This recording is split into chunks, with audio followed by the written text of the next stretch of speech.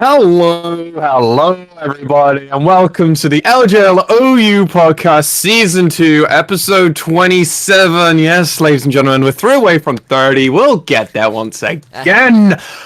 MaskedSwan, as always, as one of your lovely co-hosts, the man in the middle, actually producing all of this. Initia1ise, sir, hello, welcome to the podcast. I am welcomed. It's nice to be here. You are. Yes. Very good. Welcome, sir. Welcome. And from a man that is in a unusual location, it's Nymaera. Hello, sir. Where are you at the moment? Home. I'm not in London. I went back up north for a bit because I hadn't been back since Christmas. So I decided, hey, let's get back for a bit. Get out of the city for a while and enjoy the clean air and open spaces. Why not? Well, that means, Sam, you've got the flat all to yourself, so you must be loving it at the moment. I am. I've sprayed. He's prancing around naked all the time. I've got into some new hobbies. Something I think I will really appreciate. You know, he's been gone for a couple of days. I think I've really done some good work in the flat. Well, I look forward to seeing the actual artwork on Twitter later this afternoon or whenever Nymaera is returning home. Well, gentlemen, I'm going to come over to you, Nymaera. How's your week been since we last recorded the podcast? I mean, a lot's happened, not just on LJL as well. Nymaera? Hello. Yes, sorry, I was just, it's really weird being on one very small screen and just like, I've got to look at this, that, and the other thing, and then also listen as well. But yeah, no, plenty of stuff's been happening. I see how it is, yeah, you don't want to listen to it, there are other things that are important to be looking at, honestly. I suffer through it for you two. You don't know the amount of effort I put into this. We got another host in it, good day again. I want him on, he's out. Okay, so he can do this. If you'll let me actually continue with this, we've finished the regular season. We've done 4 of them now, 2 years worth of regular seasons. We had Lexi over in our flat to make sure we could do everything live. We could have some casts together, get a really nice setup, and went out for a celebration after that point. Sam and I went off to do another cast the next day, so we've been really cast heavy the last week. Really happy with the work that we've been doing, and round of applause to us, regular split done. We are great, it's true. We did it, gentlemen. I'd like to thank my family. No, apart from Alex. I'd like to thank my friends. It's been a wonderful From Alex, or like, how does this work? Like, which Alex is this? I'm very confused right now. Actually, I normally call you Lexi, in fairness. Oh, alright, fine. I'm thanking you. Just saying, okay. This hasn't gone as well. You're digging this hole, Sam. You're digging this one. It's very deep at this point, but I'm still looking for the buried treasure, so we're gonna keep going. How's your week been, sir? Anything you want to bring up notable? How's the writing been going? It's been going okay. Not a huge amount of writing thus far this week, mainly because I've been just doing loads of casting. So I might do an unheard of thing and take today sort of off after this, and not do too much. Though maybe I have I've got an article brewing around some game design choices in Genshin Impact that I think have been a bit suspect, to say. Might see if I can convince my editor to let me go off on one. We'll find out. A gacha game? I don't know how he convinced us, honestly. I mean, a gacha game that's got questionable design principles? No, for sure. Actually, this is actually gameplay stuff, rather than fair stuff. I think they've messed up one of the character fantasies of a character coming out, and I think it's. I've been hearing Tim talk about the damn sword polearm thing for like a full week now. We're not gonna get a proper polearm user. We're not gonna get a proper user, and it's gonna be even play Genshin, Alex? No, got no idea what's happening. I wasn't talking about it to him. I was talking about it to a friend, a mutual friend who was. No, you talked about it to me too. I've heard it 3 times now. You have been in the room when I've been talking about it, because I was talking about like hip rate and stuff. Anyway, what has my week been? Please tell us. I played a bit of Final Fantasy. I'm trying to play like a few games daily. So for like the last 2 weeks, I've been playing like a game or 2 of TFT, a game or 2 of Legend of Runeterra, a game or 2 of League of Day, and I've been doing that routinely. And I've actually been really enjoying just like kind of going into the game, and then the moment I've played my game or 2, just immediately launching myself out and getting into something else. It's been pretty pleasurable. The background, Final Fantasy Shadowbringers is just going to be playing the whole time on my partner's computer. Final Fantasy 14 is going to continue being a big part of my life because it's great. You guys should join us. It's Honestly, really good.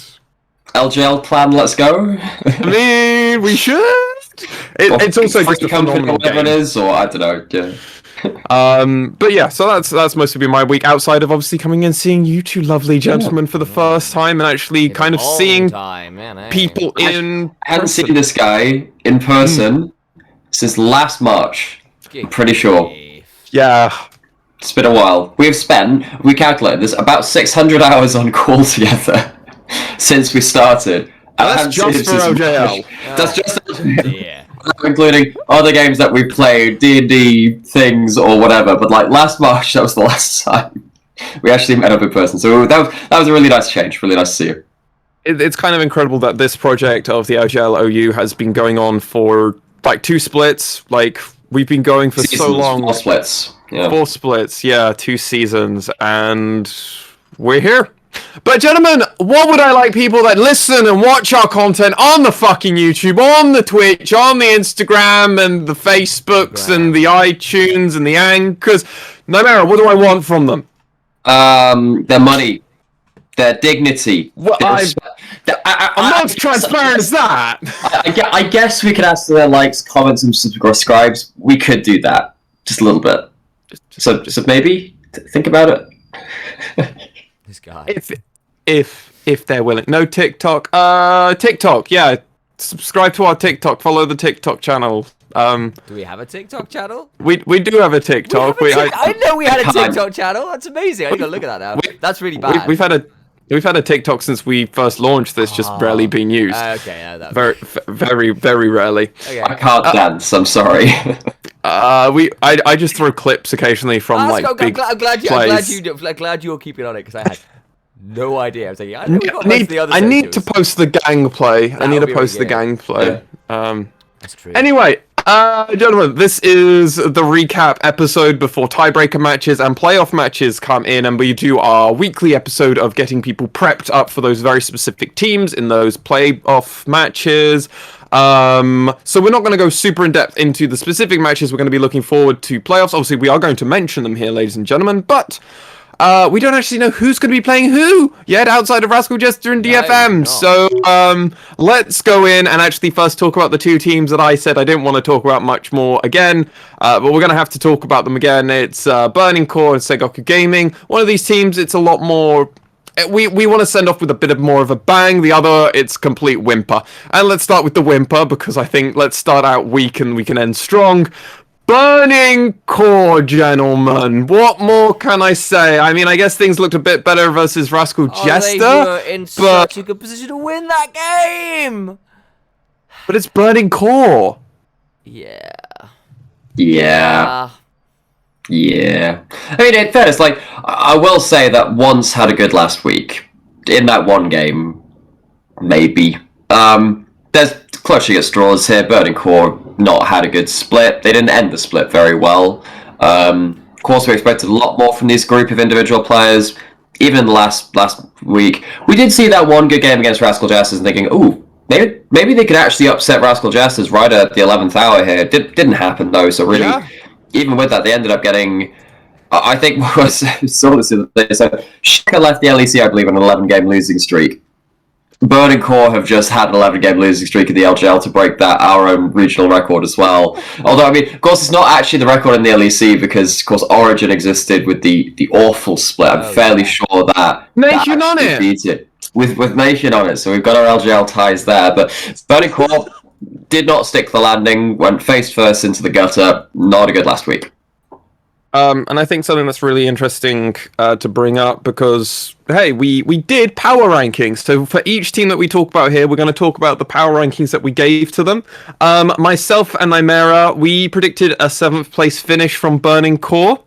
Initially, you were a little bit hopeful. You thought they'd sneak into playoffs with a 6th place. I don't think you're, and you're not wrong with that one, really. I think I remember when we talked about our power rankings, we thought that it could be closer. Yeah, I was hoping that maybe with the way the meta was with some more carry junglers, we might see Want to be able to bring a bit more strength, some more of the sort of like more agency in the top lane as well, with things like the Gwen, the Viego, and the Jace and stuff being around the meta. I thought that would suit very Farky a bit more, and to an extent, both have had like better moments in the early game, but the team is a shambles, and it just didn't work out, unfortunately, for them. Quick chill here for ladies and gentlemen out there. We will be opening up predictions to our whole community for playoffs. Our lovely, as in literally in the server now, in our LJL server, he's known as the prediction sheet guy. So I'm just gonna call him that. He's changed his name. His nickname is the prediction sheet guy. J663 Beast. Done an incredible job. He's doing an alter to our playoff sheet, so we will be opening up for everybody to get involved for playoffs because it's a lot of fun, and maybe we can try and work something out for a prize for the ultimate winner. Currently, none of us three are doing brilliantly. The curse that continues to follow Nymaera is still there, so... I had one good split. You have one good split. Yeah, and then you peaked. You peaked too early, sir. But then you peaked to get onto summoning insight. So I mean, hey, it seems to be working for you, but it seems to be working. Sam's one will be next, and then I'm gonna wait another year. Internal prize of like the person with the best predictions gets to do the world's interviews. Oh shit! Well, currently myself and Sam are one game apart, so we are well and truly in the driver's seat. Yeah, you are gone, sir. If we look at points, you are on 102. I'm on 114. Sam is on 117. And first place of EX Kirby and Pooji, love our community, 120. You are so far gone. I think you would need a perfect tiebreaker and playoffs. I need to make up something like 4 games on you. For gosh, it's a lot. It's a lot. And then 5 games to just catch up on Sam, and that's assuming we can all run it down. Which, hey, I mean, is always a possibility. It's always a possibility. Burning Core, though, last place. I mean, the only nothing actually predicted it outside of our one random.org, which put them at 3rd. Random.org got that horrendously wrong. Yeah, Burning Core. I mean, honestly, it's really sad because we had such high expectations. We were like, this could be a team in spring. We got burnt in spring, and then in summer we would just kind of sold most of our stock. Sad. What do we think of this version of Burning Core? Will it be returning, gentlemen? No. Why do you say that? It shouldn't. Why do you think this? Like, I wanna push you a little bit more, gentlemen. I'll come to you, Nymaera, first. Well, I mean, I know that Sam had a lot of opinions on. Well, no, we all had a lot of opinions on this team. I thought that this roster would be an upgrade from last year because I thought that Yu-Gi-Oh's while they were good, they still needed a lot of tempering. Whereas Gadiadu in 2020 was one of probably 4th best mid laner, I'd say, because you'd have Arya, you'd have Arya, Pyrion were kind of like dedicated top 2. Then Seros actually throughout the whole year was probably 3rd, maybe with Dasher actually, but then actually Gadiadu is in that group of 3 between Seros, Dasher, and of course themselves. So Gadiadu coming off that Axis lineup into this Burning Core thing was saying, right, cool, you've got another venerable mid laner. You used to have Rocky there. Yu-Gi-Oh came in. It wasn't really what they were looking for, even though that last series did go very well. Potentially really good things to look for. Just there are too many points of failure for us to really kind of talk about it. So I think at that point, because I can't point at one thing and say that's the problem. It's just across the board, everything's falling apart. You can't work with that framework. Nope. Yeah, I think there's some truth to that. I'll also say I don't necessarily know how happy the players are working together. It's not looked particularly positive, and that's always a bad thing. Like when things are going bad, and then actually, the atmosphere continues to get worse, and you sort of start playing worse, and it becomes that kind of vicious cycle of poor results leading to poor communication. But yeah, attitude's absolutely the wrong term. But but poor communications leads to sort of poor motivation. It leads to a negative mental environment. Poor morale leads to poor, all of that kind of stuff. And I think, I suspect there will be a shuffle to try and breathe some new life into the roster for next year, one way or another. Well, scouting grounds and academy starting soon, so don't worry. If someone could edit like that line which Sam said over like the fear leads to anger, anger leads to hate, hate leads to suffering kind of thing, like that'd be wonderful. Poor results lead to poor communication. Poor communication leads to poor morale. Poor morale leads to suffering. It leads to burning. My suffering. My suffering. The Burning Core, a historic loss rate, only matching what they had previously done with one other team. It's sad that some of these players that had such high highs in previous seasons had reached this kind of low. And there's just so many problems that is just viewable from our end. God, I don't want to know what's happening internally. Like if we can observe the game and just be like, that's not right. I feel bad for the players. Hopefully the staff, the org, and the players can all come back, doing different things maybe, but stronger and better than ever. That's Burning Core, ladies and gentlemen. We're not going to try and talk about them anymore because it's not a great place. A team that we can actually talk about with a bit more positivity because they did their best fucking Axis impression. It's Sengoku Gaming, ladies and gentlemen. They went 1-1. They won against Crest Gaming Act, who are just proving that you should not buy any Crest Gaming Act stock, ladies and gentlemen. They did lose. What you should. Or you should buy, sell, crypto, Dogecoin. When you stop believing in them, that's when they're at their strongest. Yeah, that's how Melvin Izzle feels right now. It just copium all the time. They lost against DFM in a rather one-sided affair, but hey, that's DFM who are revving up. We'll be talking about DFM far later, gentlemen. Again, another team we're not going to ever be talking about, so we can spend a bit more time on this team because this is truly our send-off show for them. Their split has not been great at all. Like, we have had weeks over weeks where we're like, come on, Sengoku, we believe you have the pieces, there are the tools there. We've seen Sengoku go the distance as an org as well. We know the internal staff hasn't changed. What's going on? And they just couldn't make it work once. This is a hard fall off from spring, remember, where they were a third place team, I believe, at the end of regular split. Coming into summer, we had high expectations.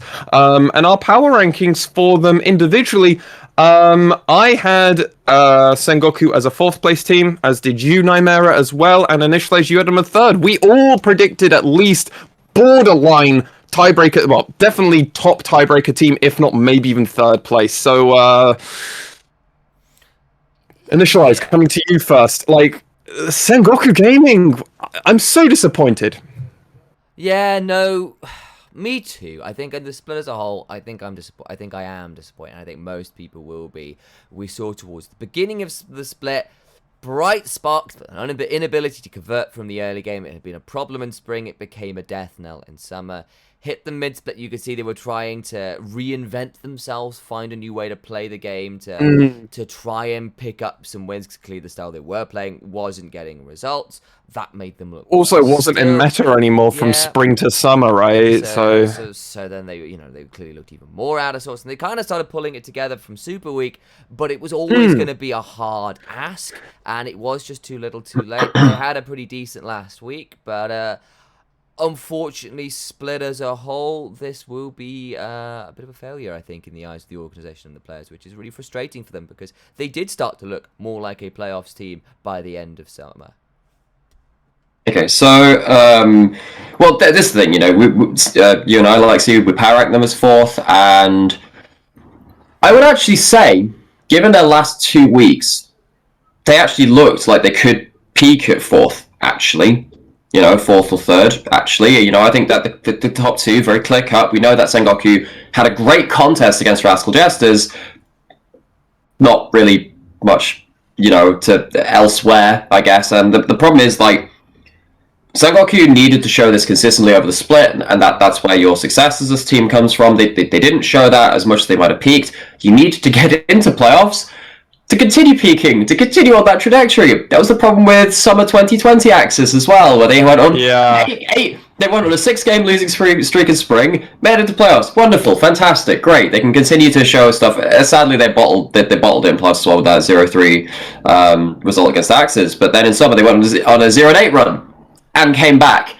And we're just like a game or two off of playoffs. I mean, Sengoku feels like a similar iteration of that, I suppose. I think that the problem for me really does come from what the hell do you do with Paz, who's been performing so poorly, I think, individually. I think that everyone else you can... And it's such a fall-off for him as well, because remember, he was our world's representative. Yeah, for sure, and he was Mr. Consistent, the rock in the top lane. He was very hard to displace, was always quite difficult, really, to get under the skin of, really. Of course, at Worlds, things kind of fell apart a little bit, but even though he wasn't really like the pop-off player, he was the point of stability. And if you're going to do something a bit crazy, you need someone to hold down the fort. And I think even Ramune had an okay last couple of weeks, even. So, like, I mean, I don't think he had a good split, but the last couple of weeks, I think they were serviceable, right? And that allowed Crash to have a bit more of a platform to play off. That allowed the bot lane to strut their stuff a little bit more. And I think NT had a good split, actually, which is kind of sad.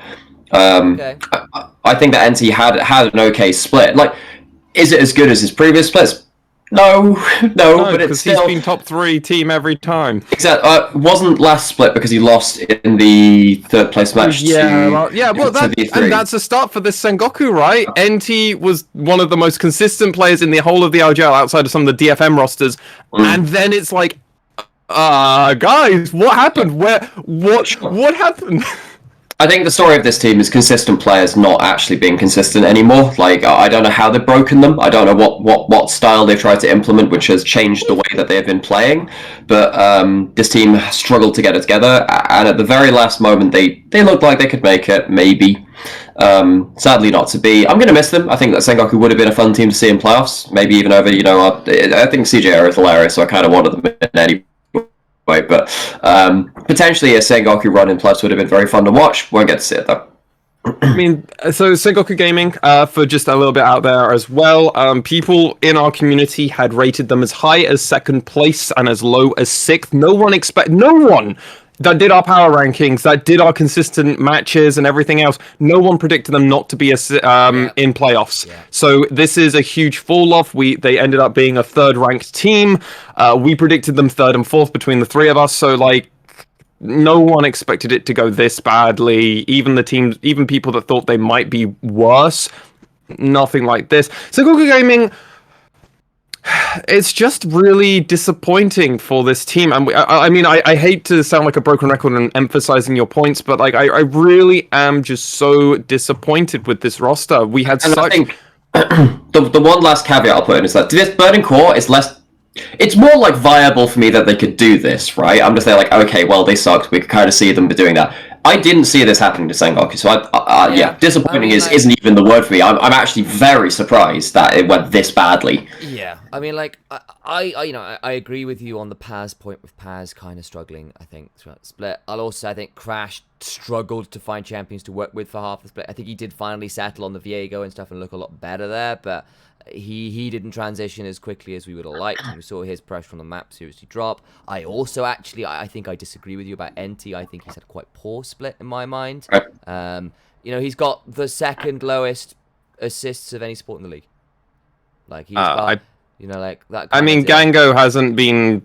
I mean, I think there's been a huge fall off between the bot lane and honestly the whole team. Well, really, yeah. I think everyone's like team fight. You don't get large numbers of assists. Well, no, yeah. I mean, Crash has been having that exact same problem as well. Like, yeah. I mean, the support jungle. The reason I'm bringing this up though is because I do think Gango and NT have still been quite strong in lane. So the ability to get advantages and then do nothing with them for both of those players has been a real sore spot in the split. So yeah, I will still hold that up to NT. I mean, I also hold it up to Gango. You're the man that's getting fed and then not doing anything. I mean, honestly, I think I'm very confident in saying I'm very glad I have no stock or equity, not NT, equity, in Ramune anymore. He has burnt me too many times now with my expectations. And I'm now just like, okay, if he's still around in the LJL, I'm not going to be expecting anything outside of maybe a bottom of playoffs team, honestly, from him. I need to see a huge change in play style and everything. Crash just disappointed me this whole split, and as you guys have already mentioned, Paz, what is going on, dude? You were going to Worlds.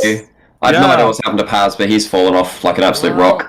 I think it's similar to another player we'll talk about later in the Hawks in top lane, but like, yeah, there's been a fall off from a few top laners this split, or just a few players in general, really. Not to stick too long, because I think we've kind of burnt Sengoku to the ground alongside Burning Core. Well, we're never going to talk about him again. Our full recap episode. So I'll say I think it hurt Paz that the meta this season hasn't been as many bruisers top, hasn't been as many tanks top. He said when he was going into Worlds 2020, he was not comfortable on carries, and he was desperately trying to learn them for Worlds 2020, so it would be a liability.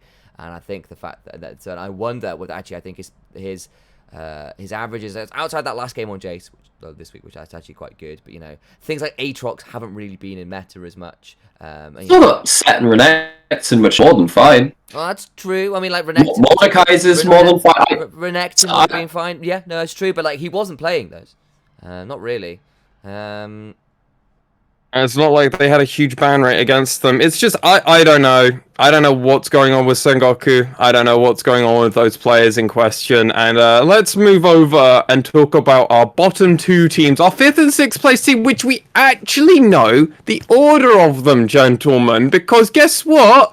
They're the only two teams that are actually have made playoffs that haven't got a tiebreaker match. So, hey, we get to do it. We get to do it. Gentlemen, come on.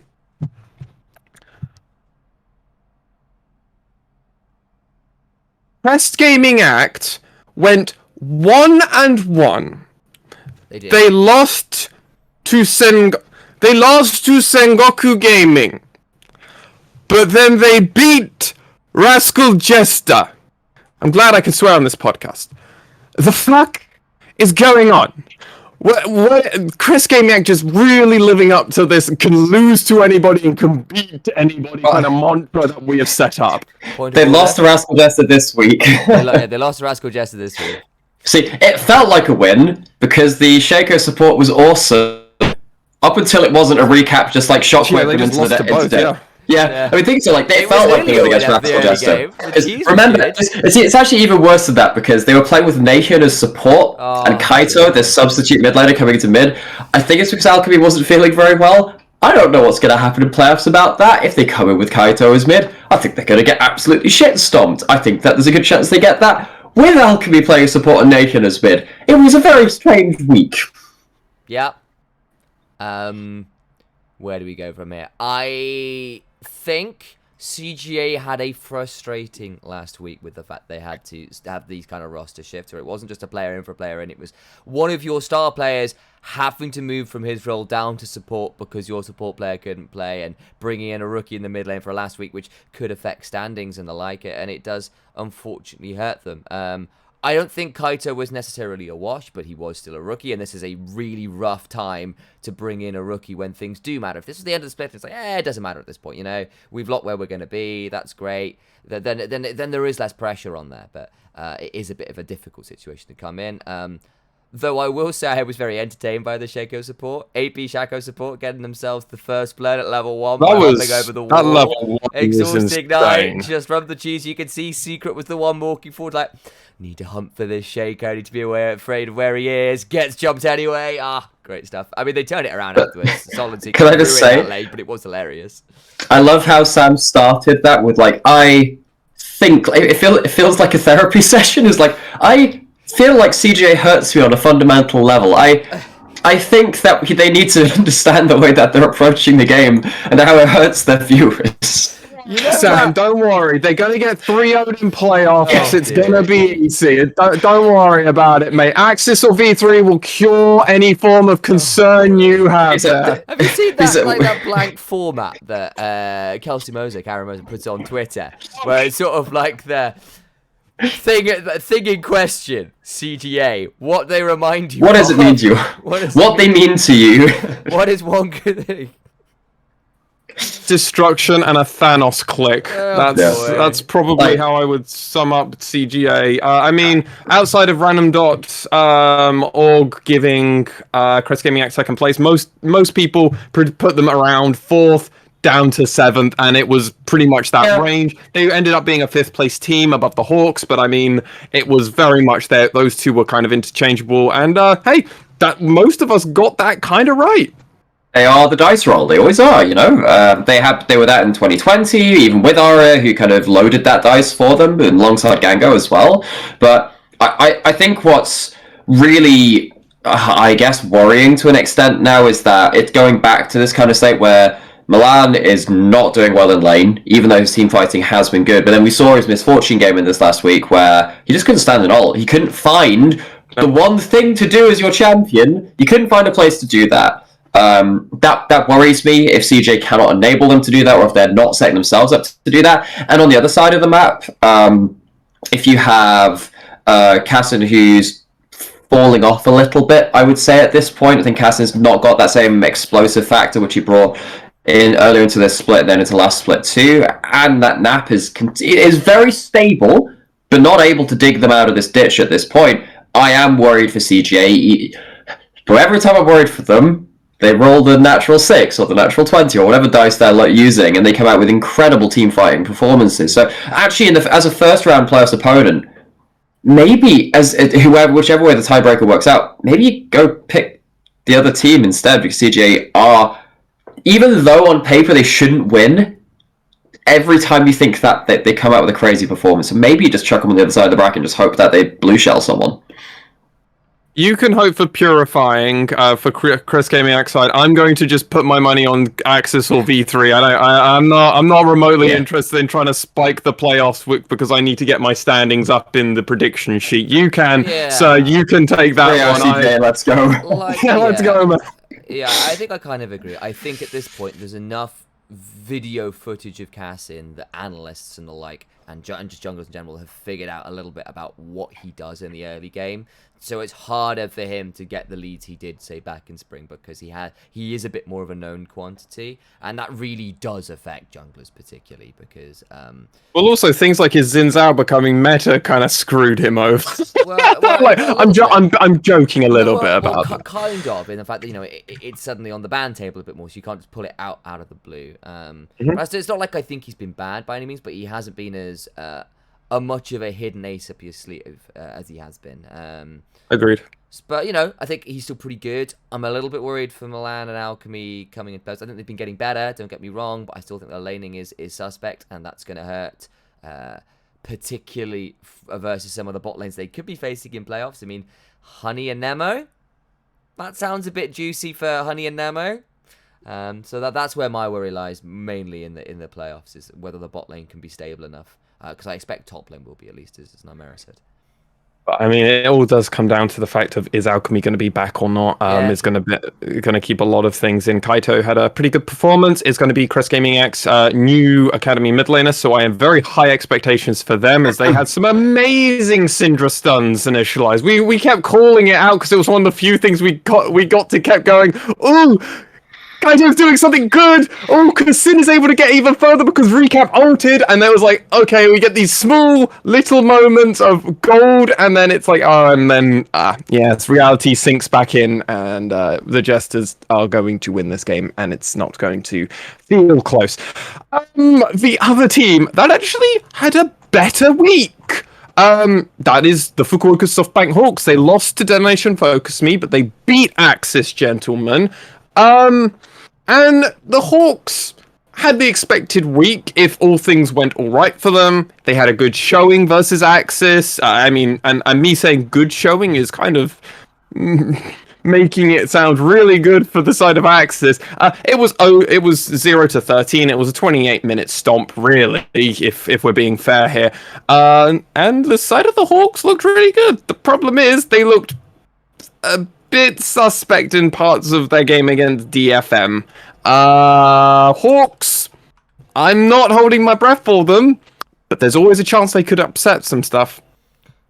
Yeah, I think that's actually pretty fair. I think we have now seen like a few weeks of good play from this squad.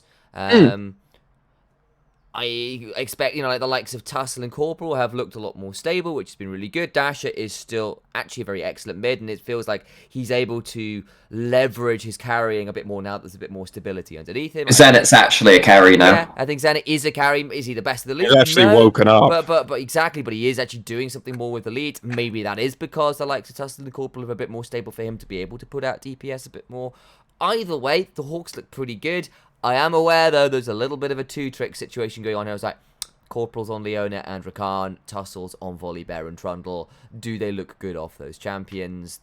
Yeah. That said, like the fact they do have these champions that do look good in the current meta is at least a good start, right? Like, it's definitely not the end of the world.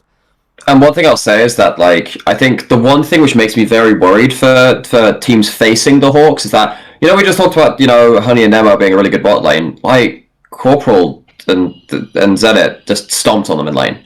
Like they stomped on them in lane. 2v2'd them 2 or 3 times over. This was Aphelios Leona versus Tankane Senna, which Tankane Senna also... I agree, but the fact that they forced the fights and we know we can fight at this point, we know that we can hold the wave in a certain position where if they don't fight, then they just lose too much. Like, that says a lot to me about actually at that point, I'll talk about, maybe Axis chuck, if they get top place, maybe they chuck CJ on the other side of the bracket. I don't think they want to face the Hawks either, though. So I think actually our round 1 matchups are actually very volatile and close right now. Particularly because the Hawks showed up with that game against someone they are likely to be facing in the first round in a lot of ways too, and say, clap them back. To the side. Zenit got absolutely assassinated by Utapon several times over. Utapon was trying to play his best Zed impersonation, is how I kind of coined it. And Initialize, what do you think about the Hawks when they played against Detonation Focus Me? I think it was rough early on. I think the Twitch clearly caught them flat-footed, and they got kind of punish that a little bit with the fact that because Twitch was running teleport as well. I think wasn't it 6 teleports that game, something stupid. It was. Yeah. It was like both AD carry positions, both mid laners, both top laners. Like, wasn't it the Ziggs on the other side that took the yeah.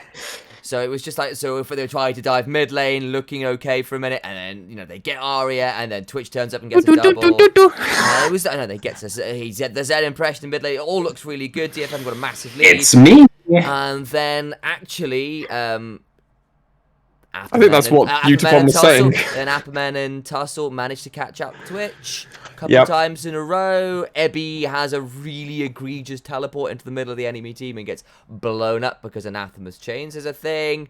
And then they kind of decide, shit, we're going to have to fight 4v5 around the Baron, which, you've got the damage. They've used a couple ultimates. Maybe you can do it.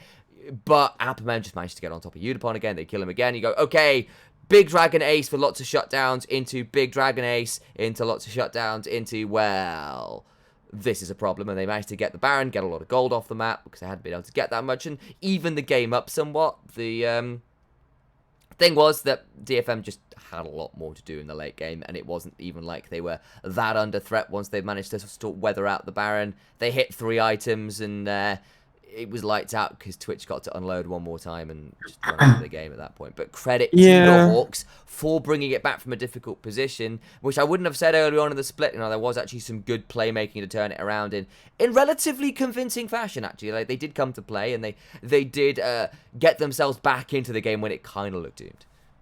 A huge issue that the Hawks really had that game is where the shutdown gold was going, because while they were getting these big shutdowns on Utapon, it wasn't going on the carries. One of them went on to Apperman, I believe the other one went on to Tussle. I can't remember the second one, but the first big payout of 1k just went on to a Volibear, and you're just like, that's kind of rough, actually. Yeah, it's really Look, Volibear hits level 11 and then just plateaus like nothing else, really. You get Sundra, you get level 11. That's the last real big thing you get in the game.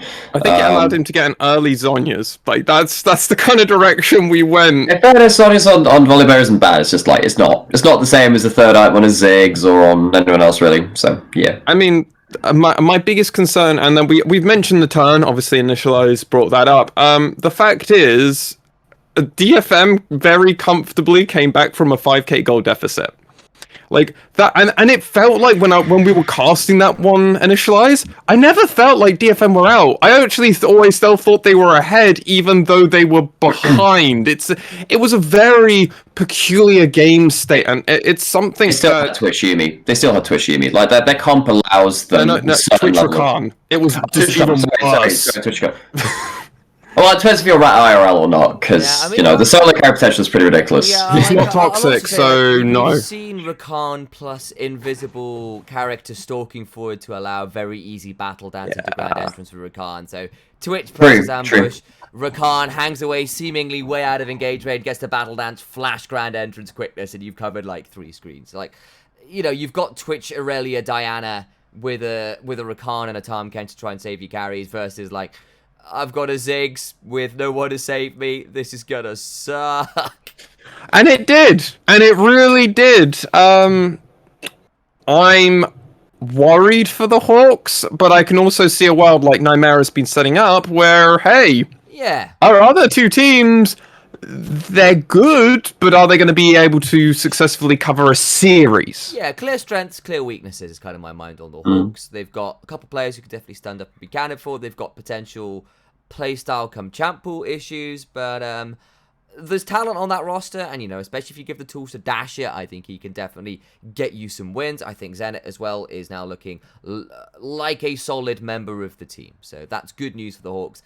Whether it will be enough and whether that's enough strength to overcome the rest of the playoff teams, I don't think so as yet, but I'm hoping they at least put on a good show.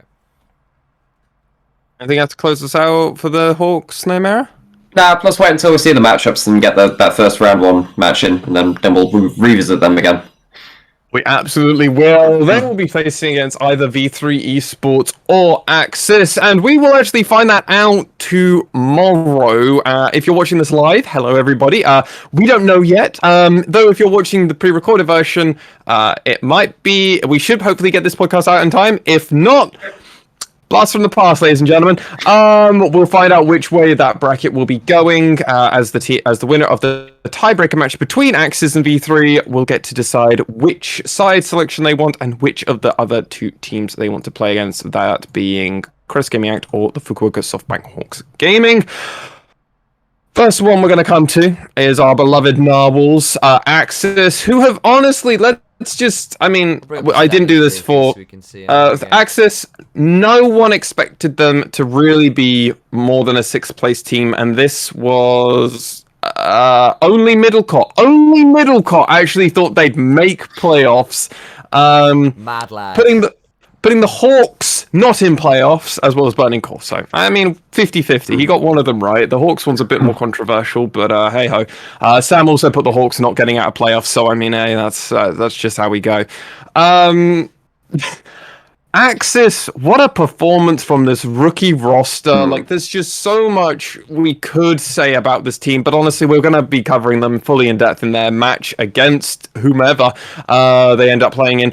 The thing is, this week that we've just had for Axis, they went 1-1. As we've already mentioned, they got absolutely brutalized by the side of the Fukuoka SoftBank Hawks, but they actually looked really solid in their match against V3 Esports. So we've got kind of this queen of Axis, and we're like, man, one side you look like a top 3 team, top 4 team. Like, you could go a distance in this playoffs.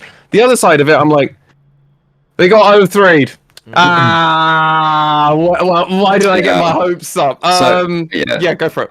So I think the huge change for me for Axis coming into spring from summer, because at the end of the day, I didn't think they'd get into playoffs because Megaman wasn't a factor. They didn't know what to do with him. His Seraphine was exploitable, but they had to put him on it. They tried him on his ear. It didn't look very good either. So we were kind of stuck at this rock being like, what do we do with this mid laner? What do we do with Megaman? Because he's not a factor right now. I think finding picks like Lee Sin for him to chuck it mid, a lot of different AD mids. I'm still not a massive fan of his Lucian. I think he's been a little too easy to rattle by junglers early on into the laning phase with that pick. But we saw him on Lysandra against V3, and looked really solid. And when you, again, much in the same way that I was talking about Sengoku with Ramune kind of having a bit of a resurgence in the last couple of weeks, sadly not enough for them. It gives their jungle to have a platform to play off of, and Hoglet was already incredible for most of this split. His Lee Sin in the win versus V3, incredible kickbacks, had some good plays onto mid and amongst other things. I know Sam says that Hoglet occasionally overplays his hand, and kind of gets him into bad situations. I thought this week was okay, we saw both sides of it, but in the win versus V3, I thought that he was really stunning. So Axis, after being worried about Super Week, especially after the first day, I think they are now looking solid. Yeah, and that's fair. I'll also say, like, if you are looking for a weakness for the Hawks, not for the Hawks, for Axis, I apologize. So used to thinking Honey and Hawks from last year, but no. Yes, moving on to another team. Let's go. Back to the Hawks. No, but just move it. Like, if you're looking for a weakness in Axis, I apologize. I think that it often comes down to, is Honey a threat? Not necessarily whether the team is behind, but whether Honey can output DPS. Like we've seen in the back, their come from behind wins, it's often basically been Hoglet leading a charge and getting a bit bloody and dying a few times, but getting some kills and making things a bit messy. But also just in the backline, Honey is doing DPS. Honey is a threat. The game on the Sene, he wasn't really a threat, unfortunately, for a lot of that game. And that you sort of saw, like, Axis kind of collapse around that. I think that's potentially something to keep an eye on. But the Misfortune game versus V3 was great. We said Megamin on Alessandra looked excellent. We know Hoglet, when he does get to be a playmaker and make things happen, is one of the better junglers, if not the best jungler in the league. He has had a fantastic split. So I think it is interesting to sort of see two very different sides of Axis. This one, you see, like, how good they can be, and also just that other side saying, yeah, okay, the sort of like one of the older players, Honey, this journeyman player at this point who, if they are not a threat, if they are kind of shut out of the game, Axis do look a lot more exploitable, but that's easier said than done. The fact is, the whole side of Axis versus V3 all looked very confident and comfortable in their matchup, which is just really huge. And I mean, the biggest thing was, honestly, for me in their game against V3, not only was the Megamin pick huge of having a Lissandra, because we had seen his set before. I mean, I always think back to something that only I know about Megamin, but when at 2 minute 30, he already has 2 fucking kills on Renekton mid. He is so good in scouting grounds. It was uncanny how this man would just solo kill people. He knew power spikes. Comes in, gets told off a little bit, gets a loss on his Renekton. He's still 3-1 on it, and I'm just...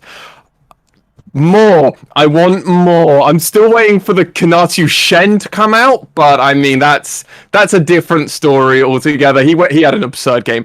The other big one was, honestly, the Misfortune for Honey. We talked about this a lot on broadcast at the time, but that was a big monkey off of his back that had he just couldn't win with it when he was on the Hawks. He just couldn't win. 0-6 with it in 2020, 0-5 in spring, and only one game in summer. But yeah, all of them were losses. So yeah, first one on it, but good. Yeah, and it kind of shows that this evolution of Honey between the Hawks and then coming over to Axis, he's just a different player entirely. And this kind of was that final stamp of approval that I needed to be like, yeah, if Honey wasn't already top caliber and making me think about my all-pro team, yeah, he's definitely trying to secure a top spot in it. Gentlemen, the other team that we will be seeing in that tiebreaker match between Axis is V3 Esports. And these two teams are fighting off for that 3rd place spot. The other will sadly get 4th. They still get side selection versus their ending opponent of either Cross Gaming Act or Hawks. V3 Esports. Right, where to begin with V3 Esports? Because this, remember, was a week that, I mean, the thing is, the reason we don't go so hard into V3 when they had against Axis is there's mid laner, a player we've actually brought up already once on this broadcast, previously for Burning Core. It's Yu-Gi-Oh! He's back. He's going to be the substitute, he's substitute mid for V3 Sports. Ace wasn't feeling great this weekend. On Twitter, it has been posted that he is feeling a bit better. Yep. So hopefully, come that tiebreaker match, he's back. Even if maybe Yu-Gi-Oh! Has to fill in for the tiebreaker match, maybe if he'll get to play for Saturday or even the week after, it would be even better for V3 Esports, obviously. Yu-Gi-Oh! Came in. had an okay laning phase versus Mega Min till the actual game started playing and Axis just kind of ran them over. He still had a very good performance versus Ganianu, though. He slapped Burning Core, and man, they got the bye, but at least Yu-Gi-Oh felt good. V3 Esports, kind of an expected week considering that they didn't have Ace, honestly. Yeah, a little bit. I think that the win over Burning Core was a very convincing one. That's great news, but unfortunately, it's also considered a bit of a foregone conclusion. Burning Core turning up more with the Graves versus Rascal Jest was perhaps the biggest surprise. I'll say versus Axis, it was problematic in my mind that while Yu-Gi-Oh! The substitute did well, the top half of the map, Cog of all people, and Mujin, these guys who you kind of said, oh, these guys are one of the real strengths of V3 when they're on form, went like 1-5 and 0-5 respectively. Like, it was not a good week, well, not a good game rather from those two. They got a little bit manhandled really in some of those fights and some of the side lane plays. In our power rankings for V3 Esports, I had them at second place. Nymaera, you had them at third. Initialize, you had them at fourth. So someone will be right by the end of this out of you two. I'm completely wrong about it. What are you thinking, Nymaera? I'm thinking they're not even third at this point. I'm thinking that I had worries about them before this last week. So even with Yu-Gi-Oh coming in, I mean, as much as it's the expected results, I think Yu-Gi-Oh was fine, and I think that Ace has been struggling. I actually think they performed comparably, actually, as an individual player. The question is how the framework has changed around that. I was talking about it at the last podcast. I think that Ace had been struggling to find that same instinctive team fighting playstyle that they have, the way that they go around skirmishes. And it is a real worry, as Sam was saying, that Mujin and Cog got that rolled in their loss because, well, rarely do we see Cog upset like that. We haven't seen that since last year when he was on Rascal Jesters, really. And even he was so elo held in that roster, that was not a good time for him. But I look at this, and V3 will need to show that they can develop and evolve in a way that we saw in Spring Plus, where they managed to make that run to finals and get to be that second place finishing team. They pushed past Rascal Jester, they pushed past Sengoku in Spring. That was an incredible run from them. My worry is actually if this tiebreaker doesn't go well, or actually I'm not sure which way around it is, but if they get the wrong end of it and they're playing this weekend, not next weekend, and they don't have that time to develop, I think that's going to be really hard on them. I think it's going to be really hard on them, and I think they could bow out in first round if they're not careful.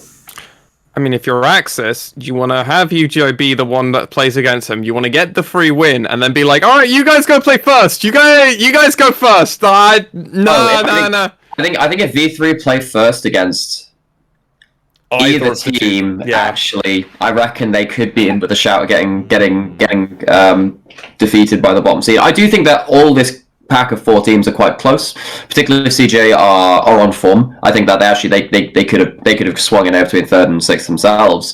So V3, if this tiebreaker doesn't work out, I guess I don't know if it's going to be antithetically like, oh, you win and you go first seed, you actually have to play first. I don't know whether it's like 3rd versus 6th and 4th versus 5th the week after, but this could be a bit of a mess.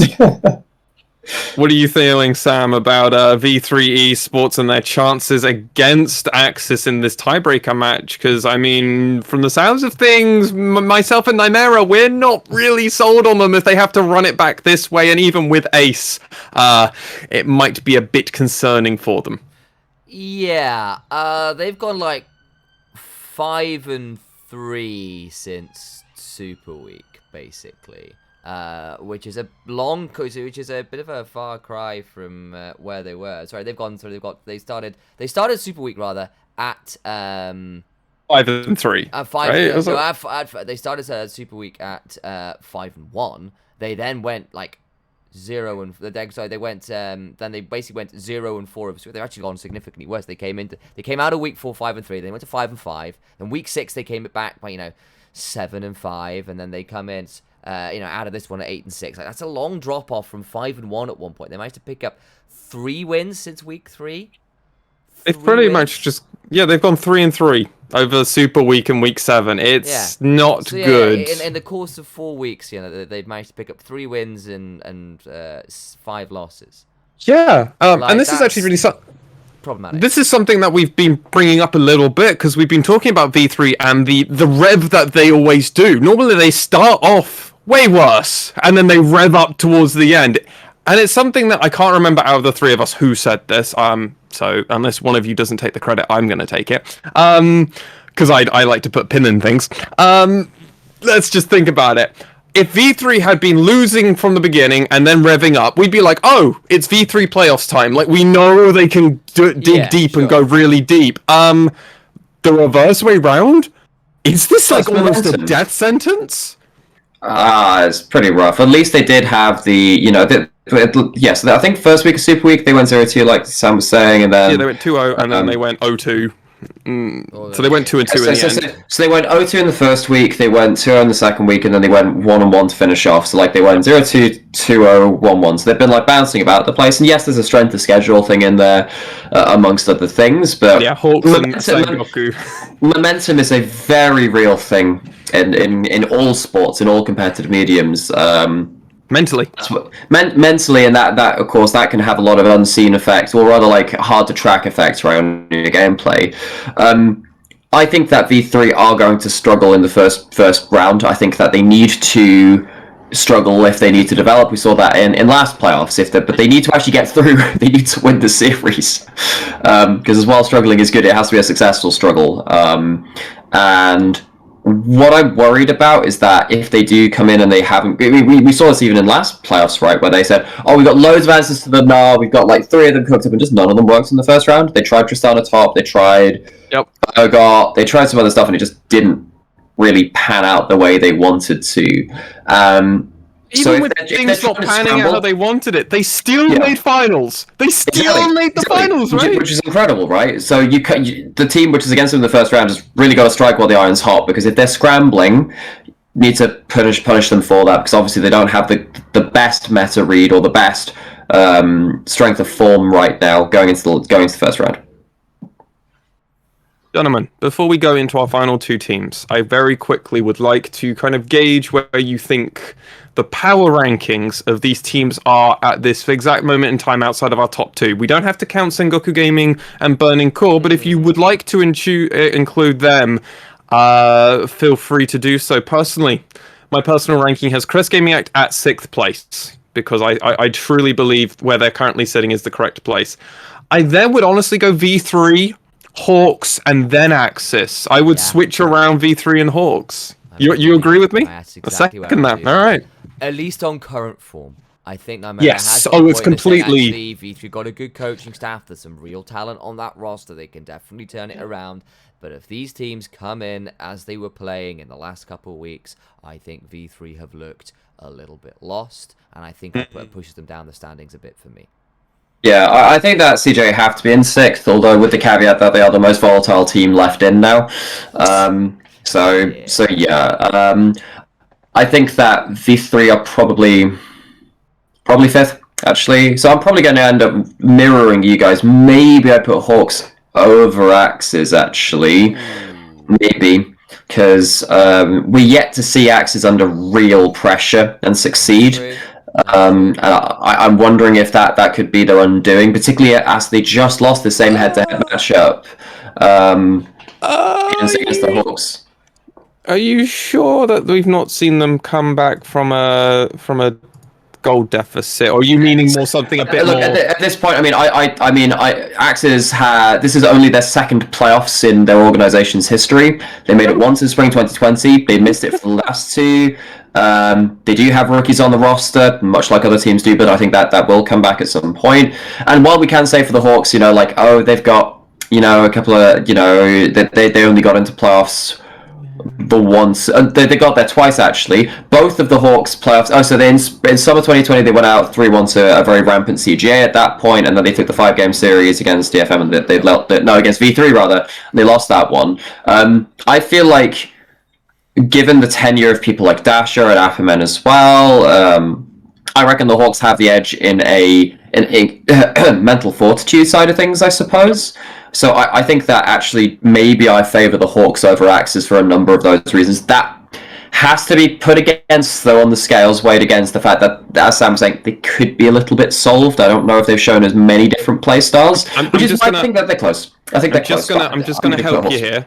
I'm just going to help you here. Remember the game that Axis had against Chris Gaming Act all the way back in Super Week, where they came back from the goal deficit and they just absolutely turned the game with the Baron still. I'm just like, I know this one where they did come back and it was because of an insane move from Hoglet and Inno. Yeah, there's a difference between like a pressure within the game and actually a pressure of like the weight of the season, weight of expectation, because at the end of the day, a Super Week game, expectations on that pretty low, especially when you're not one of the top two teams at that point, and you know that basically because the two teams below you are so far behind, you're probably into playoffs. If you are down 2-1, what happens in that fourth game? I feel like Axis are a team which are probably not going to be as mentally strong as some of these other teams. There's there's context to it, and of course it's not so much as easy to measure, and I could be completely wrong, and I'd love to be completely wrong, because I think Axis are a team which deserves success after all the heartbreak they went through 2020 at the rebuild of this roster and the players that they've got. But yes, I feel like right now I go CGA, probably V3 on weight of form, Axes, and then the Hawks, which of course, I mean, that means that whoever's going to go get... I think CGA are volatile, which makes it a very interesting players practice. CGA, if they're really volatile and come in with a really strong meta read and stuff, they could actually be a blue shell in their own right, but the Hawks are looking strong too. I don't think there's an easy matchup in the first round for any of these teams. Should mean that we get really good series, though. And that brings us to our final two teams. One of these teams is 11-3. The other one is also 11-3. But the way and journey that these two teams had was vastly different to somehow get to the exact same one. We're going to start off with Rascal Jesters first. This was a team that would go on streaks, but not super long streaks at a time. They would typically struggle or stumble versus rather peculiar teams sometimes. I'm thinking back to week 3 where they lost against CGA in a very disappointing performance. I'm thinking back to week 4 where they lost against Axis, remember? And that was a great game for Axis. That actually kind of let us actually start thinking of Axis as a legitimate team because they beat Rascal Jester. So it was like played them as well, out team fought. Yeah, and that was huge for them. And obviously in the last loss to Destination Focus Me for Rascal Jester, it was a good game in the sense that Detonation Focus Me looked good. Honestly, this is kind of the match where you look between Rascal Jester and DFM in this tiebreaker match, and I'm like, okay, Jesters, you've been looking good. You're probably a solid second place team. I just don't know if second fiddle to DFM in this current form of DFM, if you ever stand a chance now, because there's a difference between week 1 and week 2 DFM and week 7 DFM and end of Super Week DFM, which is what they got. They got end of Super Week DFM, and it was like, oh god, are we allowed to have this on Twitch? Like, I mean, like, yeah, it's been, DFM look pretty superlative right now. Actually, they've had 6 games on the trot where you go, yeah, these guys are really good. There's been 1 or 2 errors in there. I think we'll get onto that in a minute or two, as when we do start talking about the Twitch game. It's like, okay, bit of a throw in there, bit of a good play from the Hawks as well. So 50-50 on that one. I do want to give some praise where it's due as well. But for the Jesters, it was 2 games this week that they won. And they team fought well in the late game, and that's always been a good strength of theirs right now. But the game versus CGA, they got a little bit cheesed by Shaco level 1, which did its work, and they got a couple kills in various other places, and it was looking okay. And then the gold lead started shrinking for CGA, and they got a couple more kills, and it grew back out. And then you realised that Sol and Secret had just gotten absurd amounts of CS. Recap had a great game too. Yeah, and Recap's Oriana had a great game. Phenomenal, it really was. They got first turret top side with Nap on the Renekton, and then just couldn't do much with it, whereas Rascal just did do a lot on the other side. So like, the cohesiveness of Jesters with a level of their macro is quite strong, but I will say that there are clear ways to get into this team. If you can scrap with them early in the bot lane, if you can basically mean that Nap is just on an island. Yeah, he's stable, but he's not a factor either, and that's a bit problematic. Oh, sorry, Nap, sorry, Kanatu. Yeah. So, yeah, like, if he kind of isn't sure how to get around the map, then he becomes a factor. And Hatcher Metcher, if you disrupt him early, falls off the map. He stops being an active part of anything. It's a bit frustrating for them. I mean, total game time between Crest Gaming Act, the Rascal Jester were actually losing the gold lead for more of the game. Crest Gaming Act had the gold lead for a majority of the game overall, and it definitely shows that these exploits. It wasn't a big gold lead, and it wasn't growing, which was CGA's problem. Not CGA's problem, but you're right, it was problematic. I mean, again, credit. I mean, Dragon Soul for Crest Gaming Act. I mean, they lost because of it, but the fact that they got it. Yeah, exactly. I mean, basically part of it was just like Sol and Recap in late game are quite good, and Secret lands good hooks, and made sure that Melania, despite First Blood, couldn't do anything that game. Can never ult. Yeah. But also, they had a Shaco support. Yeah, and then game 2, it's like, okay, things getting a bit scrappy in the early game. Oh God, once is going to get fed on Graves, and we're all thinking like, a Rascal Jester about to lose to Burning Core? Is this actually happening? And then again, the mid and late game team fighting prowess and Rascal Jester is still quite good. The problem is, they're clearly not as dominant as they once were. They are punishable in the early game. And if you set up quicker around Dragon 2, particularly, I want to say, I'd need to check some timestamps on that. That might be a little bit more gut feeling than entirely accurate, so take that one with a grain of salt. I feel like you can punish them around some of those early fights as well. Especially if you're just there before them, and that kind of happened this game as well, where Once gets to run people down. Yeah, Dragon number 2 is where they were able to get the pick on Yuhi. There you go. What are you thinking about the Nymaera Rascal Jesters? What are your thoughts on the Jesters at this moment? So I do kind of want to revisit a little bit of how you kind of introed into the Jesters a little bit, because of course we talked about the game versus DFM. It's absolutely right that they were outclassed by DFM. They were on Soul Point in that game, and if that gangplay doesn't come in, if it doesn't happen twice as well, you start wondering actually whether Rascal Jesters take that. I think that we have seen Rascal Jesters are not the caliber of DFM right now. I don't think they are worlds apart in a lot of ways, given the right scenarios. I think that if you have Sol and a champion that can continually output DPS, I think that can be a real problem. Because, we saw his Azrael, absolutely absurdly disgusting. But, we talked plenty about that game in previous episodes. Coming into this week, yeah, you can see that there are points that you can exploit, and something which Sam was talking about, actually, I think in one of the... Maybe it would have been over the last week when we were just kind of chatting between games. Rascal Jester, you kind of know what they're going to draft, right? Something that can brawl early bot lane with a hyper carry, something that can, with individual agency for Sol, and then you're going to have Jin Zhao or something that can brawl a bit from Hatchametcha, and a mage mid, fighter top lane. You know exactly the archetype that they're going for, and I think that the most dangerous thing you can do in competitive League of Legends is be telegraphed. The worst thing you can do is be telegraphed, because with the level of coaching staffs available in World League of Legends right now, with the amount of information out there, being telegraphed means you give an inroad to just prepare, get that done, and have something appropriate. And for a best of one, sure, can be a bit flippy. In a best of 5, I actually wonder if we're going to see another thing from Rascal Jesters where they lose out in a very fun team fight heavy juggernaut match, and then second, actually the lower bracket team has a decent chance against them because they are so telegraphed. I actually wonder if we see that again, but that's not to discredit how damn good these people are individually and at team fighting that they are. I think particularly Sol and Secret again have shown that they are worthy of respect. Sol is potentially MVP candidate, might even be front runner for me right now given his heavy carry performances, and Kinatu has continually for me been snatching players of the week, been coming in second or third just behind them. They have incredible individual players. It's just seeing that diversity now to show that they can last throughout a best of 5 and not just get outthought off the rift. I like that. But gentlemen, we have been doing our absolute best to not talk about one team in particular. Because we've somehow gone over an hour without really going into it. How did he get in here? Unipod, no!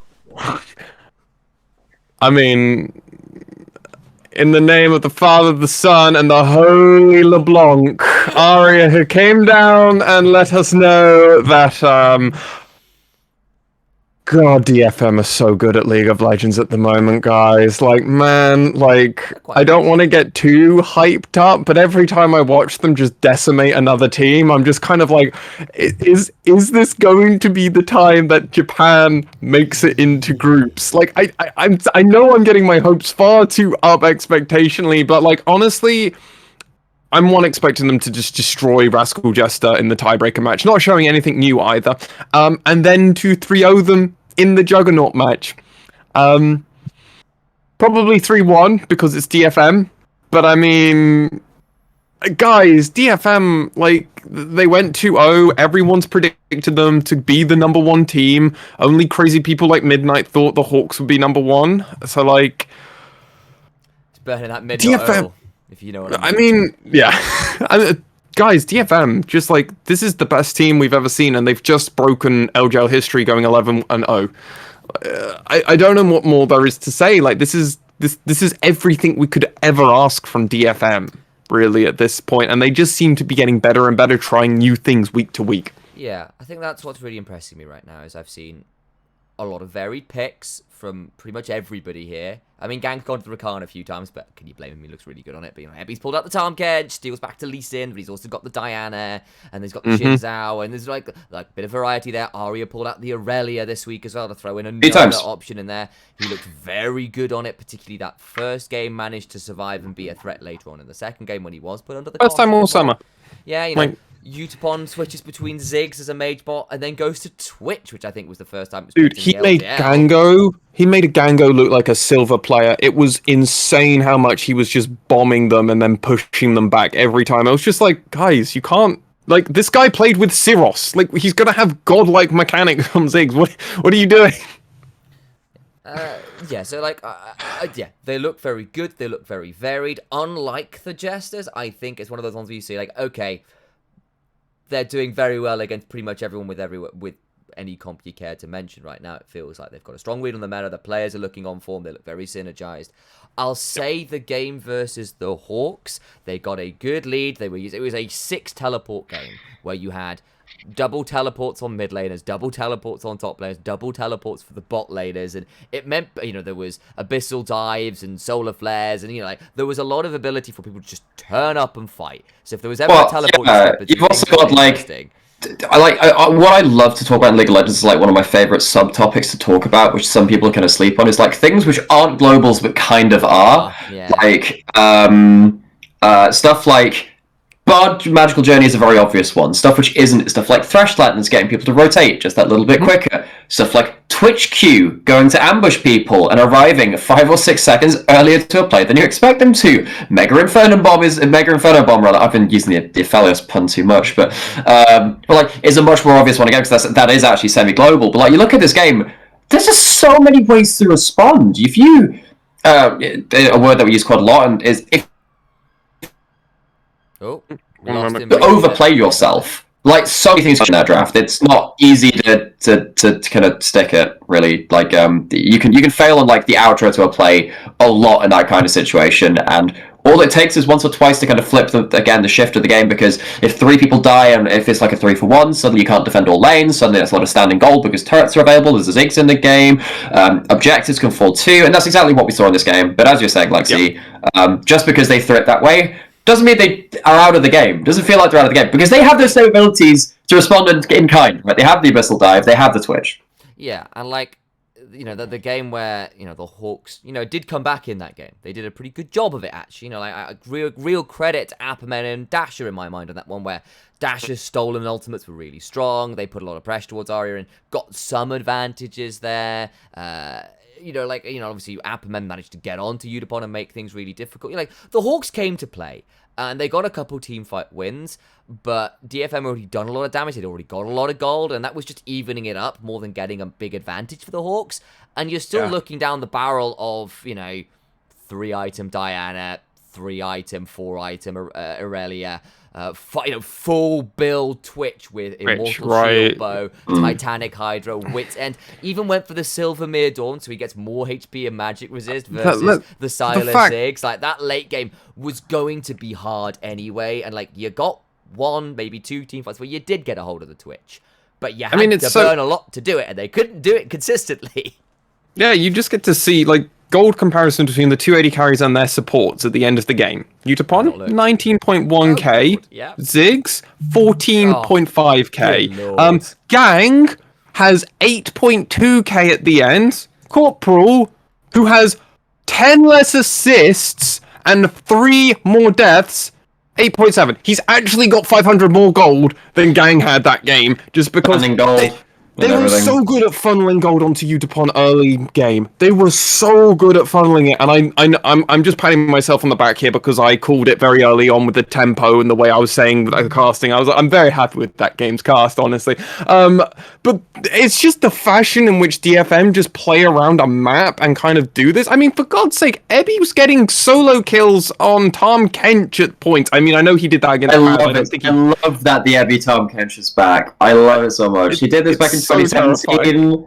Like, he did this like 4 years ago. For those of you who have not followed the LJL for as long as I mean, technically, this is kind of before we were kind of involved in the scene too. Yeah. But you know, I've gone back and watched some of his but I'm like, wow, you just got triple kills on Tom Kench. How the hell did you manage that? You know, we're gonna have to be putting Tom Kench old stuff into the document that we produce because he's gonna bring it out at Worlds. At this point, I actually wonder if we start writing a well, that's kind of presuming a lot that DFM will win, but DFM are going to go. If DFM don't go to Worlds, we've got no chance at Worlds. I'm sorry, lads. Like, we're gonna be real here. Like, it's always a possibility if for whatever reason you have a bad day on finals.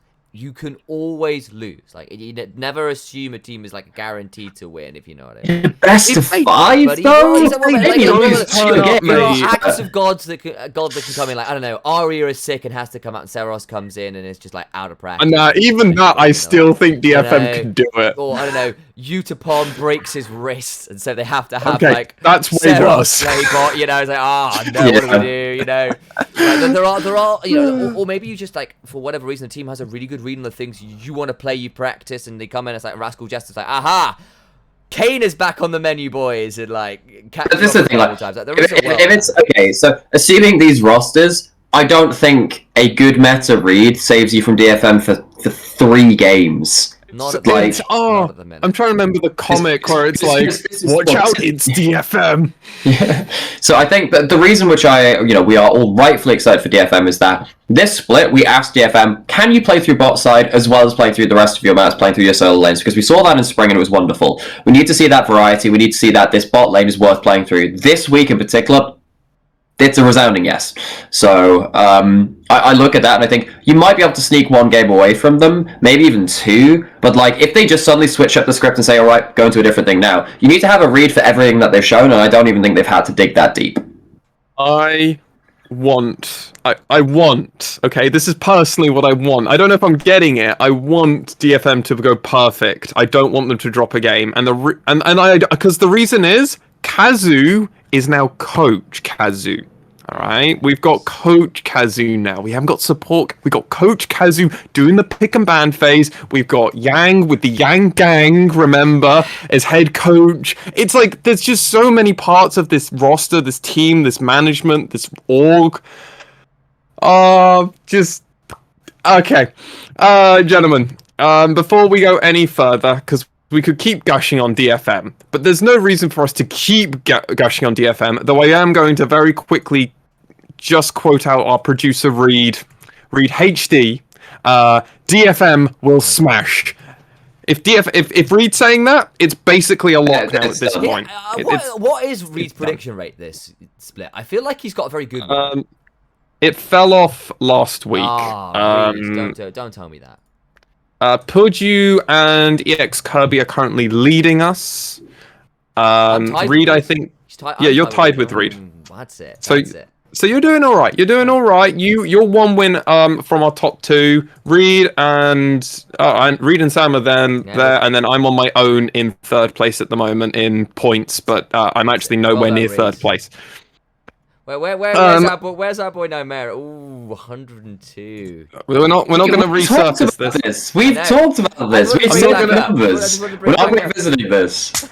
Gentlemen, our players of the week for week number 7. Manager Lexi coming in clutch to prevent more arguments from happening. Each and every week, we here at the LJLOU recently came back because we really enjoyed doing Players of the Week, and it was actually a really nice and effective way for us to discover who we actually thought was really good. I'll be honest, gentlemen, I kind of did mine. I don't know how good mine are, but I'm gonna stick well and truly by them. Nymaera. Yes. Oh, actually, no. I do top, then Yes. Sam does jungle, and you do mid. That's how we're meant to do That, this. actually, yeah. Mm. Yeah. My player of the week in the mid lane is Ebby. No, in the top lane. It's top lane. Top lane, it's Ebby. I've got an honorable mention of Kanatu. I was like, what have you done? I mean, Ebby was Tom Kench, so I mean, technically he should be more support, but whatever. I've gone Ebby. Nymaera, who have you gone? I have Kanatu, so I know you put the honorable mention there of Kanatu. I think Kanatu had a really good week, and he's continually showing why he's dead. This next generation Japanese talent gives us a lot to be happy for. Initialize, who have you gone with? I went for Kanatu as well, but apparently I can't undo highlighting. Please. Oh, that's because I've highlighted. I've not filled. There we go. I went for Kanatu. Yep. Who I think pulled it back in the Burning Core game when they were struggling. His I can do this. Camille was really important there. Yeah, I think he was stable, and he was a critical part of some of the comebacks when things were a little bit dicey in some of their games. Ebby got to play Tom Kench top lane twice. Yay. First player in the OGL to bring out Tom Kench top, I believe. I don't think Cogcog's done it yet, right? We didn't see that. Oh yet, yeah, no? oh yeah. Perfect. So Ebby brings it out. 2-0s with it. Looks really strong on it. And I'm sorry, I can't not give the guy that his one trick is back with like a reimagining, and he's already just stomping on people. Like, I'm terrified for the rest of the world. Where like everyone's like, oh yeah, so Tom Kench is really good, and Ebby's like, my old main. Hello, my old love. It's like I don't know. I mean, I completely agree with you. Obviously, my honorable mention was Kinatu, so like I'm completely on the same board as you guys. Like, Cogcog has played it once. Thought so. Was that pre-rework or not? I can't remember. It just says it in the stats. I can't look it up right now because digging for numbers could be hard. My only issue with Kinatu this week was honestly against Nap. I wasn't super sold on his game versus Chris Gaming Act, but I really loved him against Burning Core. So it was a weird one. I agree. So I think that his early game, his laning phase, a little shaky, but the way he had conducted himself in team fights really good again. Yeah. So I mean, like, that makes up for it for me. I'll also say, like, I was thinking of giving to Ebby because I thought he had a really good time on the Tom Kench. Aside from the fact that he was prime reason number one that they nearly threw the game versus the Hawks. I mean, no, that's not his fault. That's Utapon's fault, and he teleported in after Utapon got caught. I think he teleported him before, actually. No, we watched that replay together, sir. He teleports after. Moving on. Anyway, that was my way. I wanted to give it to everybody. I was like, I can't give him to that teleport. It was really poor. That's fair. That's fair. Coming back to you though, Initialize. Who's your jungler of this week? I have gone and given it to Mr. Steel from Detonation Focus Me. I can't see where my button is, but I concur. I have also gone with Steel. Honorable mention Kassin. Honorable mention Kassin for me. I also went for Steel. Okay.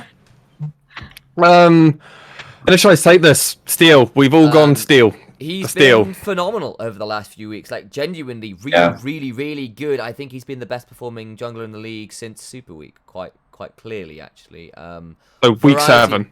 Yeah, so like, and he's like, I know, but like the point is that the consistency has been there on a number of different champions this week. The Lee Sin was back. Agreed. It looked very good again. The Diana as well.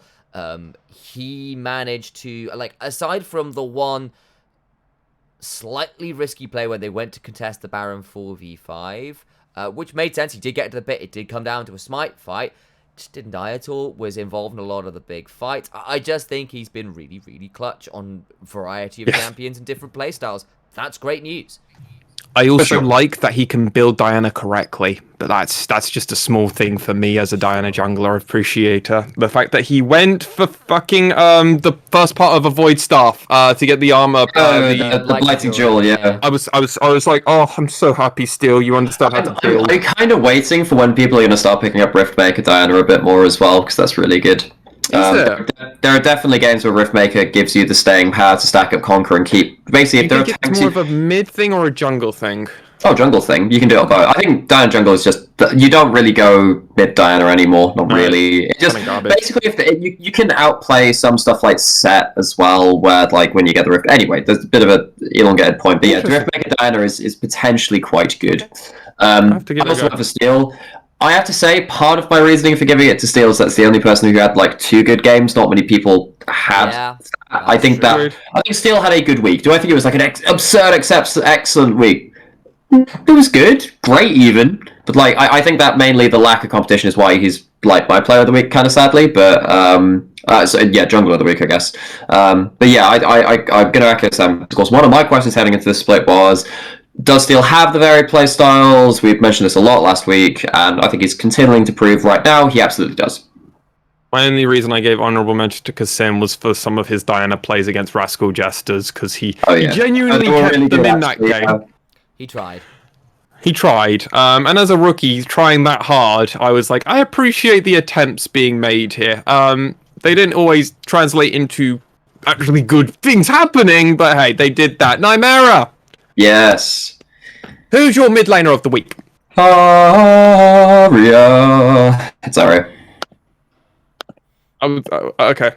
So Arya, yes? It's Arya, yeah. It's always the church. Initia1ise, who have you gone for? Second verse, same as the first. Arya.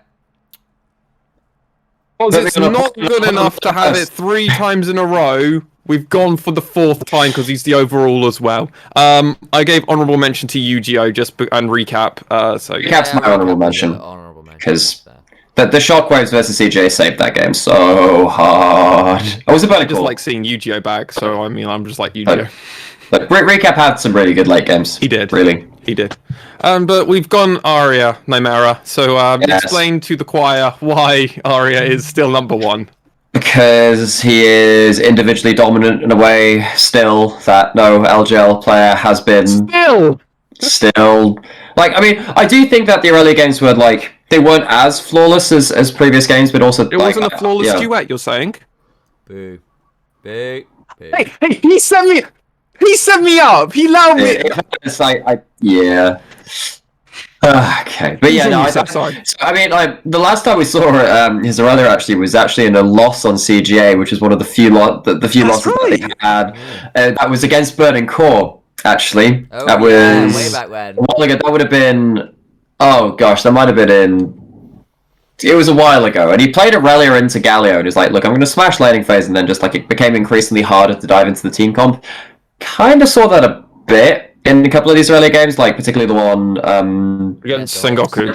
Yeah, where it did get a little bit more difficult. We were like, no, actually, the rise added to that. Actually, we sat there like, oh, actually, if I go melee range, it's a little bit harder for me to do stuff. But even then, like playing within like the more constrained limits of what the team comps and matchups allow you to do, he continually finds ways to kind of expand that envelope and get himself into the thick of things. He's just a very, very talented mid laner. Love to just bring up his roaming on this Aurelia with the Tom Kench. Yeah. Holy crap, it's such a wombo. My god, like they keep just finding these random picks where like if we get LeBlancs, we always have a shaker we can go to. It's now like if they have an Aurelia, they can always pick Tom Kench, and it's like, oh shit, guys. Like they're just finding these random picks where they just combo together, and they're like, you can just totally see the direction in which they're doing. They've got 2 combos in this draft against the Hawks. They've got the Twitch Rakan, that's a combo, and then they've got the Aurelia Tom Kench, which is the theme of this week for them. Yeah. It's like, oh, they're so smart. They're just, I like that.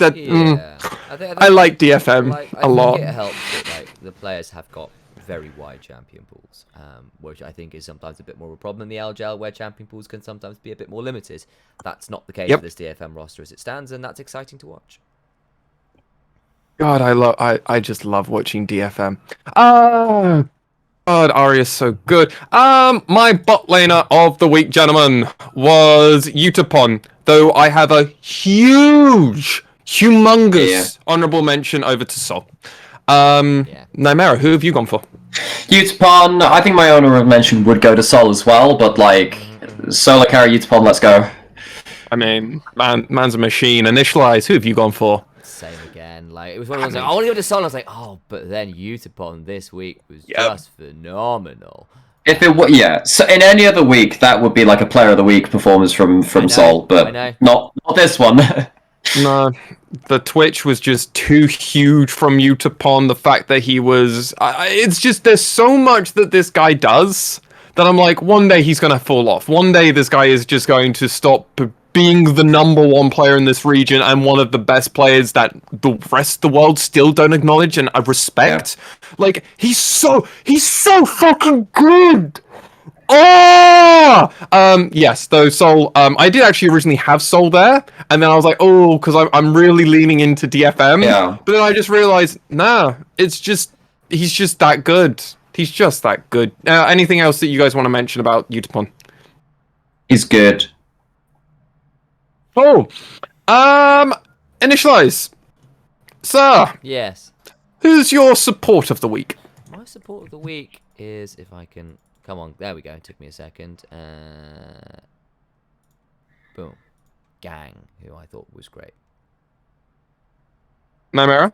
Mine is also Gang. And I have also gone for Gang, though my honourable mention is over to Nation because... That game was hilarious. The clown was out. That's fair, actually. That's a fair honorable mention. And also he's playing Phil, which is like just great. Though we have conclusively gone for Gang, and that means our overall is Kanatu in the top lane, Steel, Arya, Utapon, and Gang. I mean, Initia1ise, why have we gone Gang? Two very, very high quality games. The Rakan engages were great across both games. Two very different styles of games where had to play a little bit more reactively versus the Hawks, who were making plays mid and teleports were being burned all over the place and the rest of it. And, you know, he was very, very good. I think there's also an element of a little bit like with Steel. Not many other players actually had consistent weeks of support. He had some very up and down performances. I think potentially Secret would have been the other person, but the Yuumi actually did get punished a little bit by burning core early Well, he on. played Yuumi. Yeah, remember my old policy? If you play a game of Yuumi, I can't consider you. Yeah, I like, but you know, yes, I'll say, I remember that. I'll say that, you know, as far as being good on Yuumi goes, I think Secret is among the better ones. Oh, completely, yeah. But yeah, I just think Gangs Rakan games were gong. There we go, very southern. Gong. I just think they were very, very, very clean, and I think a lot of the other sports were a lot more inconsistent, and Gang was anything but. Nymaera, anything else you'd like to add to that? So I guess in terms of like the more in-depth level of analysis, obviously I wasn't casting the DFM games because I cast the Burning Core games instead, Lexi. I did that for you. But from what I saw from Gang, like playing Rakan, it's all well and good when things are going well, but like the amount of work to go in to not get yourself killed, still get the great engages and look that good when you're struggling in a game 2, or at least you've gone behind, is really quite difficult. I think the fact that one game did get quite dicey versus the Hawks, and Gang still managed to continually keep himself relevant, not just be an easy pick, was really important. Plus in the 2v2, Gang and Utapon were stellar. So I give it that. I do think, though, that Nation is a very good honorable mention, considering he was a full player and playing something weird. I really like that, actually. Not just a pretty face. Not just a pretty face sometimes. And not just a good host as well. I do it all. Nymaera! Yes. Coming back to you, sir. Who is your player of the week? My player of the week is Utapon, because he's really good, and also he kind of like had all the chips in his basket and still used them really, really well. He's good. I don't actually know who I picked. I hope I've picked Utapon, but we're going to find out, and I'm just going to stick to whatever I put. I put Steel. Boom! I can stick with Steel. I'm okay with sticking with Steel. I'm alright with Steel. Alright. Who have you gone for, Initia1ise? I went for Utapon as well, though I did consider Steel. See, that's why I'm okay with Steel. I thought if it was any other member of DFM, I might have a bit more of an argument to make. But Steel was probably the only other MVP player. my second candidate was actually Sol. Yeah, like, reasonable. Yeah. Obviously, I voted Sol like just behind Youthpon, I guess. I'm like, all right, okay. I just think that those two were just miles ahead in this week. That's fair. That's completely fair. I mean, the reason I'm picking Steel is because against that dicey game against the Hawks, it was his Diana that was really clutch with Gang, with Utapon, basically having all the marbles given to him. Yeah, I mean, Utapon just... the other reason, like, I really wish I gave it to Utapon now in hindsight is that Ziggs game, because he just made Gango look like an absolute silver player. The amount of times he was, like, satchel charging, throwing them into him, and then just queuing, and it's like, you can't... The Gango, you're an AD carry. You can't take mage trades like this. You're just going to die, and you just see NT just like with a bard just going, fuck. Oh man. But that, gentlemen, brings us to the end. Ladies and gentlemen, if you are out there in Twitch chat land, you can ask your questions to us as well as over in our Discord as well. I have been an absolute lemon and I forgot to ask people on our Discord for their questions. So I can't stay like massively long, and it has gone to 1 hour 40 already, just because I'm finally home for the first time in forever. So, but like we can answer some quick ones, but like I can't stay for forever. So we're gonna rapid fire this one off. Chimo, ask us in our Discord. By the way, links in the description down below, and always like, comment, and subscribe. Peanut, if he was to join the LJL, which team should he join? Ooh. I don't want Peanut to join unless it's coming to DFM because I know him and Ebby actually communicate, and I don't want Steel to go. So I'm sorry, can't have him.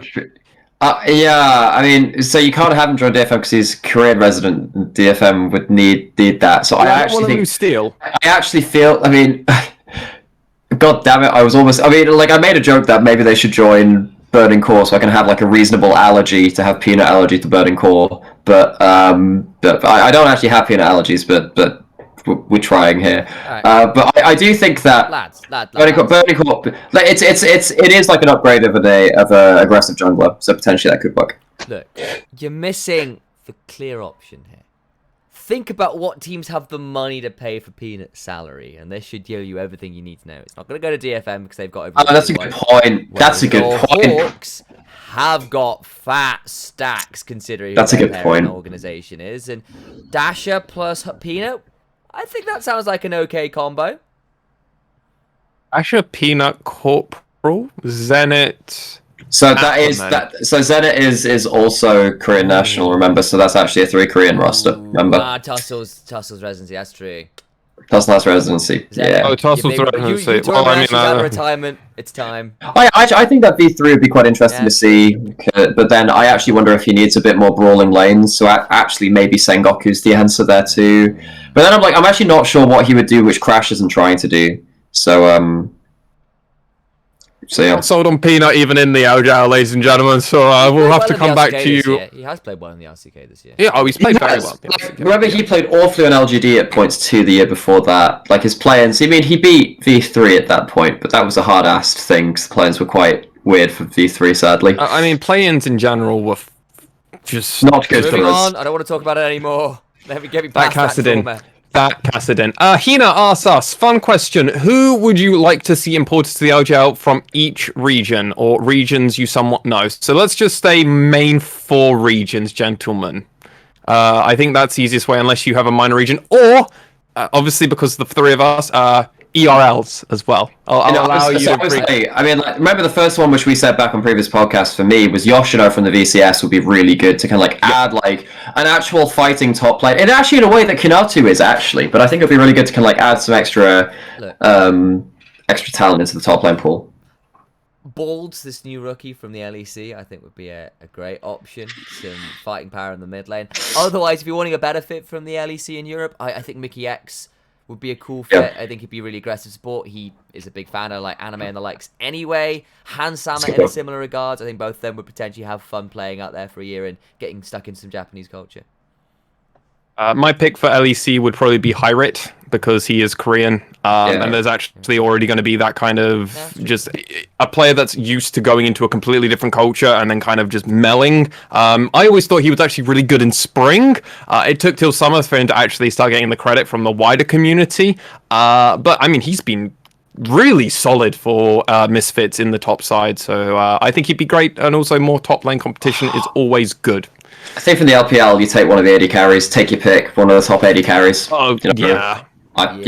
Maybe someone like Aiming or Viper would be really fun. I know they're Korean in the LPL, but I'd love to see them because like just something to have that like another like a Utapon kind of contemporary in some ways, like someone to actually like push him to a higher level, so Utapon can actually have some like proper competition again. Because I mean, imagine a Jackie Love in the LJL. If he's on form, but like sure, yeah. I can also see an angle where you just sort of say, you know what, script, bring over SOFM. Have this guy spend a while in the lab, come out and say, I've solved it, scream Eureka, Tank Rengar is back in the meta, and just like get to be like unleashed to play whatever the hell he likes, and just have his team follow him into the darkness would be wonderful. As Van A. Or Doinby as well, also quite cool. Tarzan as well would be kind of interesting. I know he's not had a great split, but I mean... Wonderful split. No, things have turned out better. Sorry, I've not looked at the last like 2 weeks, so I wasn't sure what's happened. Actually, no, they've kept it up. Cool. So yeah, Tarzan would probably be the other one. LCS. Someone like Speaker would be quite fun, actually. Speaker or Acadian, actually, very very fun, like aggressive front foot junglers. That'd be quite interesting to see. Ignar, fantastic playmaking support. I think maybe I'll go with one of the top junglers actually. The top aggressive junglers, if you get what I mean. So Blabber, Acadian, Speaker. Yeah, I think it depends what you want out of the LCS. Because if you're wanting someone who is a good fit for the region as it stands, Impact every day of the week. I was thinking Impact or Ignar. Someday. They'd fit the playstyle really, really well. If you're looking for someone to shake up the league, Jizuke comes to mind. I think Perks, even if he's had a bit of a weird split, when Jizuke has to eventually retire from Evil Geniuses because all these like 15, 16-year-olds come along and replace him, he can have a home here at the LJL. I mean, I'm more than okay with Jizuke.